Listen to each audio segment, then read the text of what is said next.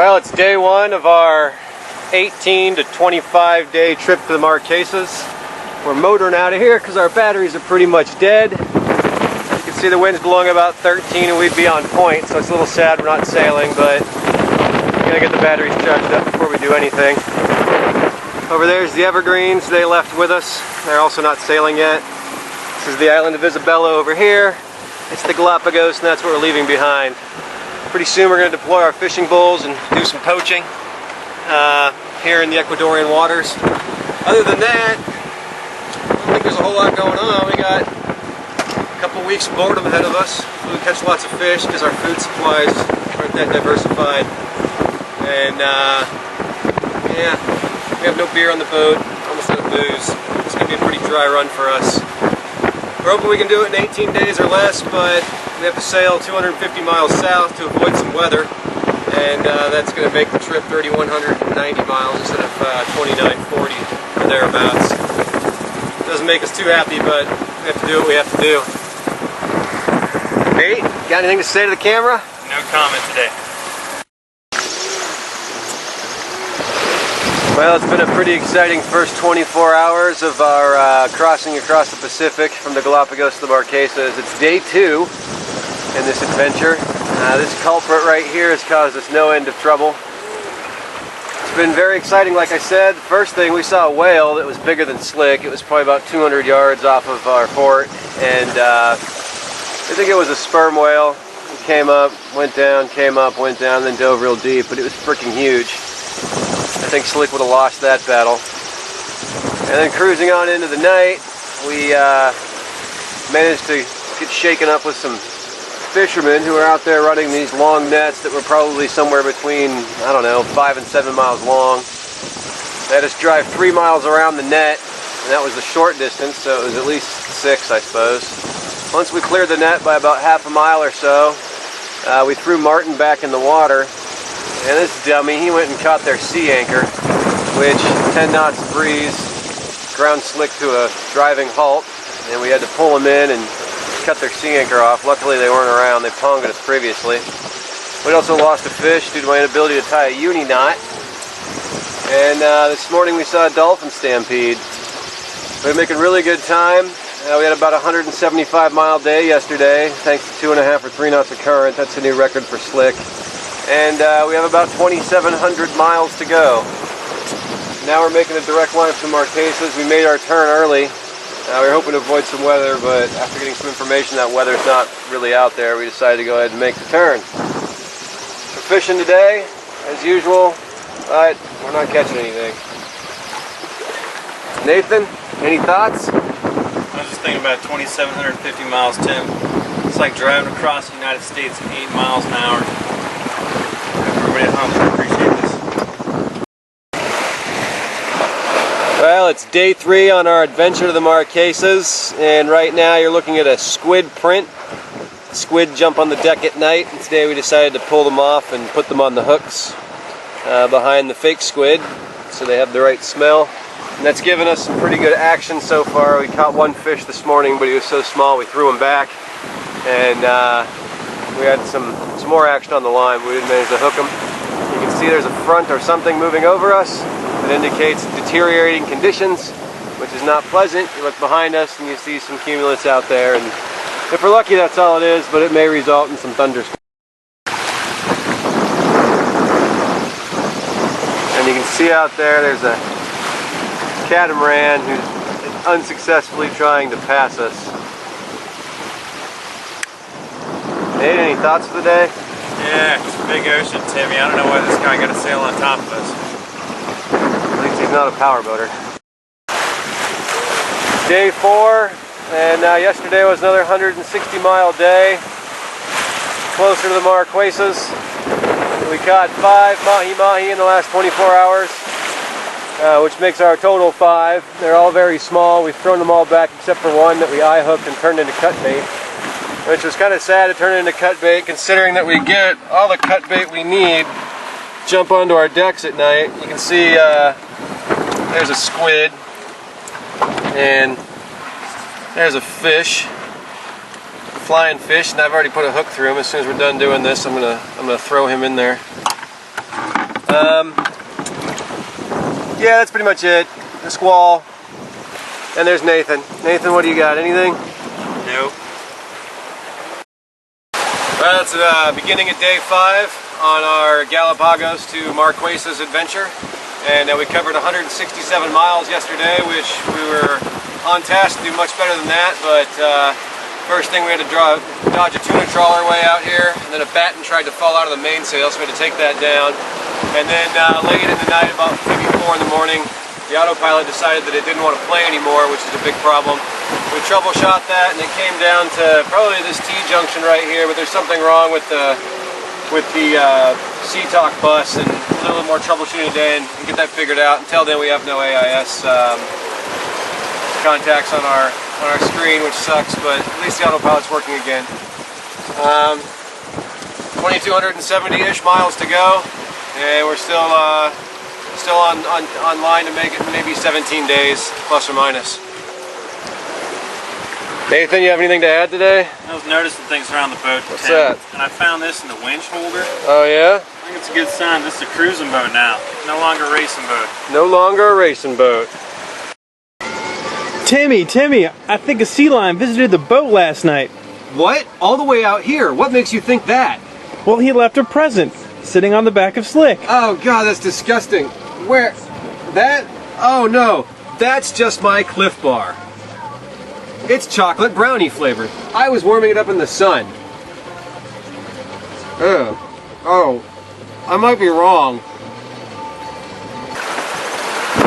Well, it's day 6 on our trip from Galapagos to the Marquesas.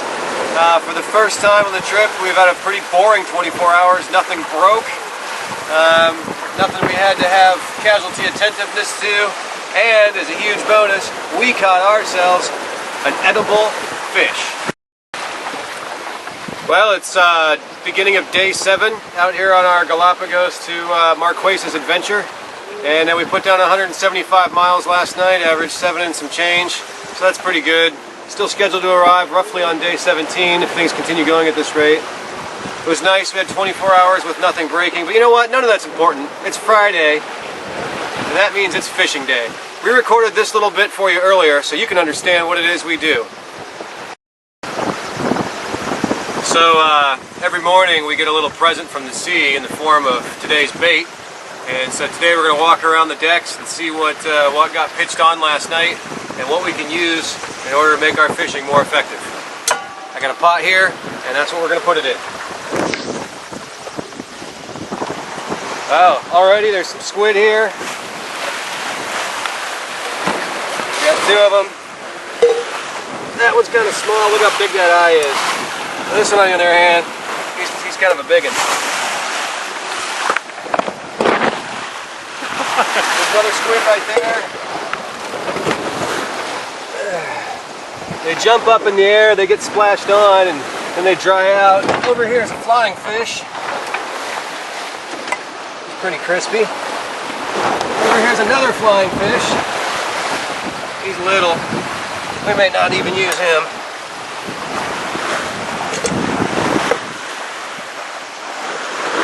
Up here's another flying fish.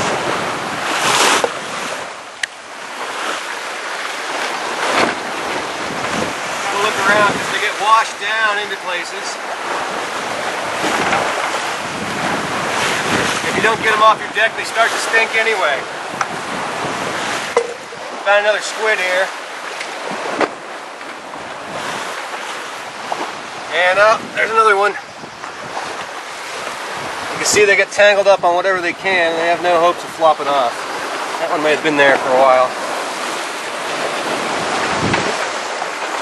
I don't see anything else. I think that's it. So we can have a look and see what kind of haul we got there. Quite a few squid and quite a few flying fish. And the reality of this is, all we need are some bait hooks to put these guys on and some weights to sink them. We don't actually even need the skirts or any of the rest of this stuff. And we could meat line these and catch plenty of fish with just bait hooks.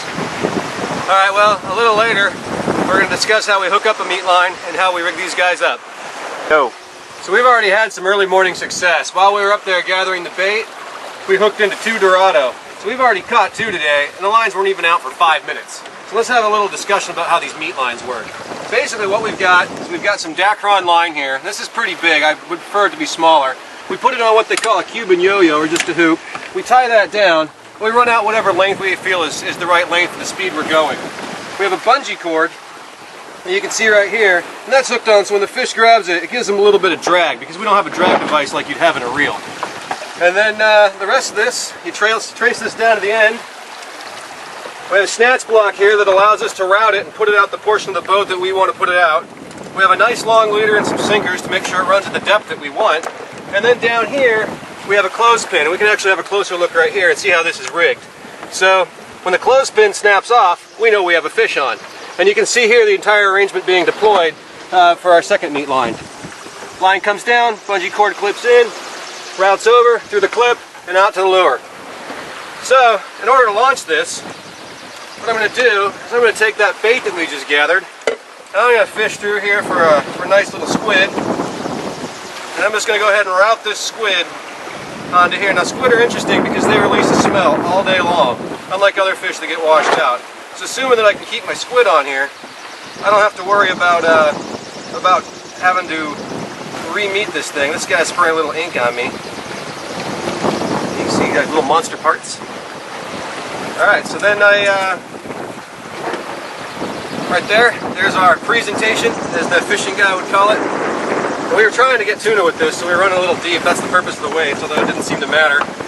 So I go ahead and put this guy in here, put him in the flow of the boat, he starts going.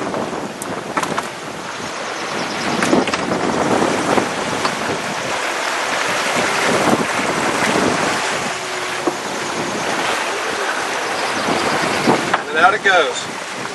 Maybe. There we go. So it runs out there. See it taking that line. Got to make sure not get wrapped up in this, because if I were to catch a big walleye, he'd have my hand around here, he'd probably pull me right in the water.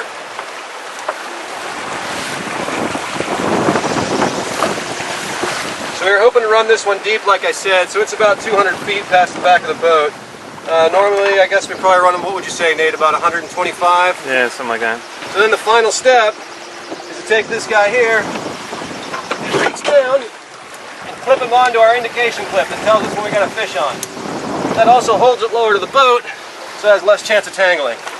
The only last part of this operation is, since we have this rope we're handling by hand and that nice long wire leader, you've got to have some leather gloves for hauling the fish on board. So maybe we'll get some action here in a minute, and we'll be able to get that too. We heard ourselves a snap, and Nathan's going to town on that meat line. Oh, and look at that, we got a good sized dorado back there. We didn't even have to slow down. That's the beauty of these meat lines. You hear the snap, and you just start pulling. Put on some gloves here. Yep, so Timmy's going to go ahead and secure this video for just a second, and then we're going to put on some gloves and pull that guy. Looks like we got ourselves a mahi. It's a wee mahi, but we're pretty excited. It's a baby. Go ahead and show us that, Nathan. Let's see if we can get him to do some dancing.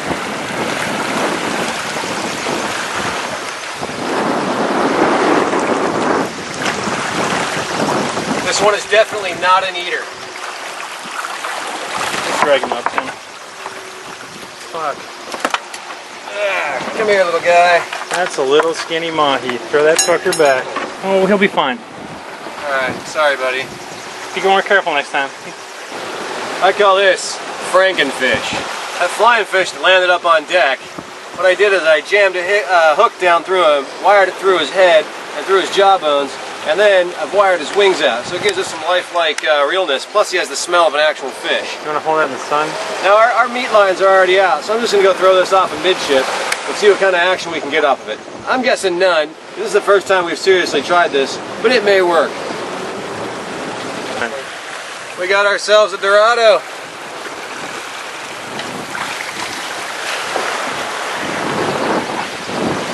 That's Timmy dragging it in. We're doing. What's on there, Timmy? Another broken lure? No, looks like he flipped himself off.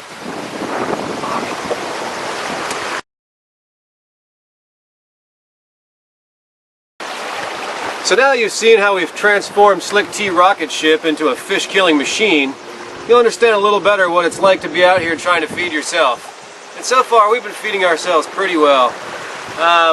That mahi that we caught the other day, remember the one I showed the picture of a couple days back? Well, we finished him off, and so it's time to catch some more, and we're doing just that. You got any thoughts there, boss? Yeah, Timmy. You know, every day is a fishing day, but not every day is a catching day. And sometimes, even on the catching days, it isn't keeping days. That's the thought of the day. So we're flying a spinnaker here in somewhere between 3 and 9 foot waves, depending on the swell rolling by. We had a problem with it snapping quite a bit, and Nathan came up with this ingenious idea of putting some shot cord on here with a snatch block. And as you can see, it dampens the motion quite a bit based on the way the spinnaker pulls. So it's almost self-trimming in a way. And so we can just put our spinnaker, Helga, up there, and she can whip around all she wants. And it's set it and forget it, because this right here is taking up all the slack. So we're decided to bag the poles because we're going too fast and slowing down is quite a pain. We had a meat line out. We pulled in one Dorado. He flap, flap, flap right across the surface because he can't keep up with the boat. That thing in his mouth, we threw him back, and immediately, bam, we caught ourselves a Dorado that was edible. So we had him for dinner, and we had fishy sandwiches this morning, and we're gonna have for dinner again tonight. We put down 180 miles on the button, which is pretty good, averaging about 7.5, and we have 2,090 miles to go. Hopefully it can all be like this. What about you, Nathan? Tim, we're going to a place called the Marquesas, and I reckon you can fly there in an airplane and save a lot of time. Probably save some money too. Well, it's day 8. We've been underway for exactly 1 week and some change. We're a little late to the morning show today because we had some things we had to take care of. Tough night last night. We only made 135 miles. We had some fast, nasty swell that was overtaking us, so we had to change course. And it resulted in only a 135-mile day. That allowed the Evergreens to gain on us.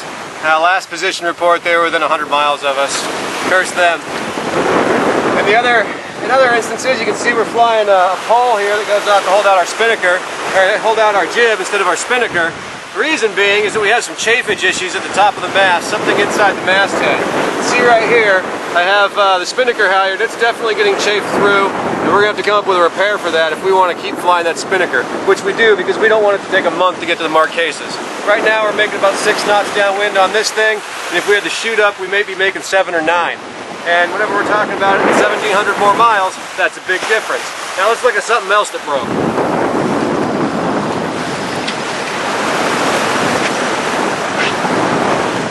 Sitting here bobbing through these waves, you get a lot of stress on the boom. And what this gives you is a lot of stress on the point where your bang ties in. So I used to have a tie-in right here for this bang, and it popped loose right there. And if you can zoom in on that, Nathan, you can see how this thing had exact metallurgical flaws that you would expect to find in such a thing. You can see the fatigue striations, and then where it goes to the point of overloading, stretches down necking, boom, and it's done. That's how things break in the metallurgical world, and that's how this broke. Makes me wonder about all the other metal on my boat, but Nathan's not too concerned because he knows the bangs break all the time. Anyway, to repair this, I went ahead and made a strop with some anti-chafing gear right here. Strop comes around and then ties right into the bang. Seems to be working so far, and hopefully it'll get us the rest of the way. Other than that, no fish, and we are up to a fish count of 11, and Evergreen will not tell me how many fish they have or have not caught, and it's driving me nuts because I think we're winning both the tournament and the distance race. All right, Nathan, any words of the wise? Day 8, check. Day 8, check.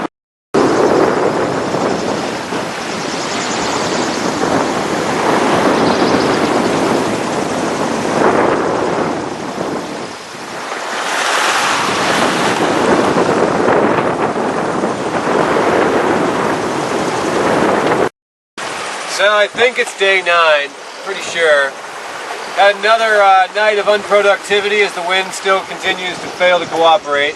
You wouldn't know it right now, but yesterday the wind died down quite a bit, and we only made about 130 miles.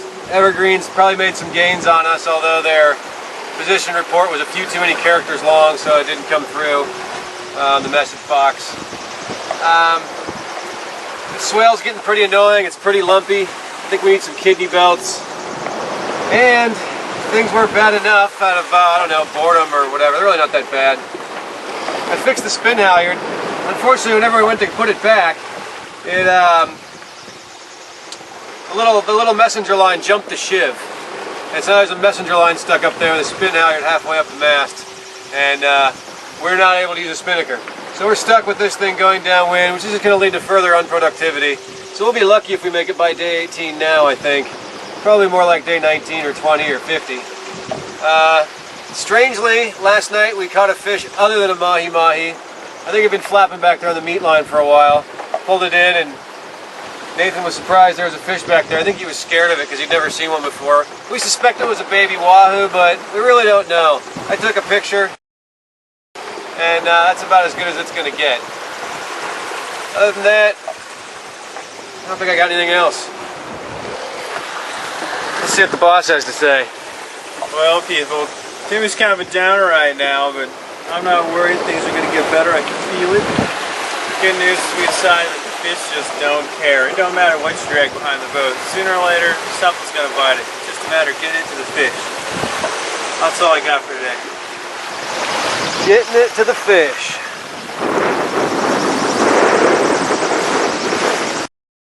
Well, it's the start of the 10th day out here on our trip from the Marquesas to the Galapagos. We put down about 160 miles last night, 155, which is good compared to the last 2 nights, so we're kind of getting back on track. Evergreens are about 100 miles right behind us. Not really interested in having them catch us. Caught ourselves a wahoo this morning. Probably should have kept them to eat, but we're not really sure how big wahoo are supposed to be when you eat them. But today's a very special day. It was going to be Mildew Monday, but I think we'll save that for next Monday. Today is Halfway Monday. About a little less than 45 minutes ago, we passed halfway between the Galapagos and the Marquesas. So we only have 1,475 miles to go. And on that note, I'm going to crack open this bottle of scotch. I've had this bottle of scotch for a while, never opened it, and see if I can even open it. And it's one of the last bottles of alcohol that we've got on board. After this.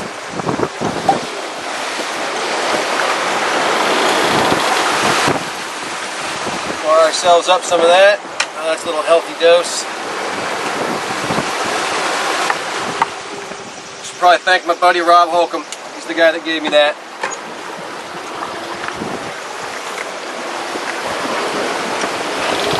Well, cheers, Nathan. You got any thoughts, buddy? I don't know. It's just another day at sea. We're halfway, and it looked like we're getting into squall territory, so it was going to rain a lot. I put on my swimming panties so that I could go get a shower in the squall, and then it chased away all the squalls, which I guess isn't a bad thing. Well, if you want it to rain, put your laundry out to dry. Yeah, that's a good idea. Cheers again. Cheers.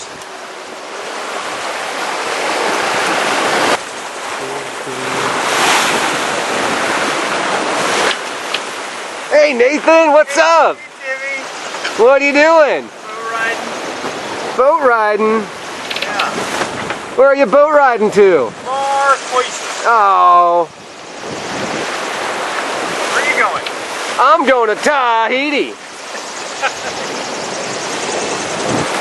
Where were you just now? Across the Galapagos. Oh yeah, I was in the Galapagos too.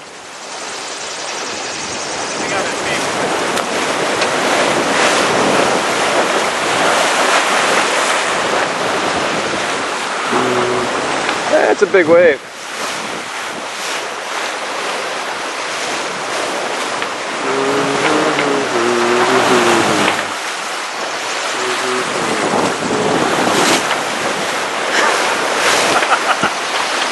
Would you make a fish get on our lures?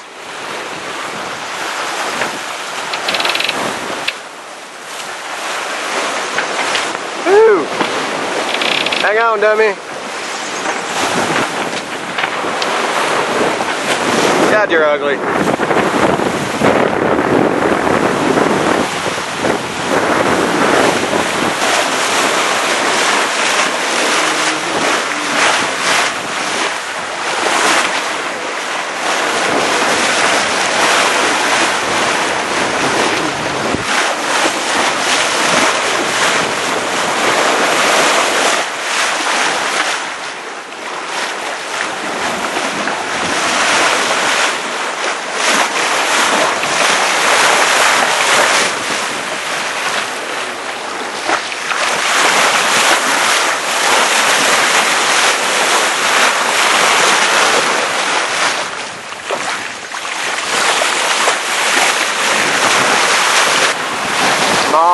Marquesas.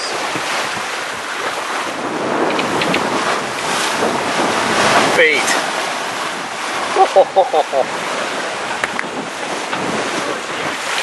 I know it's huge.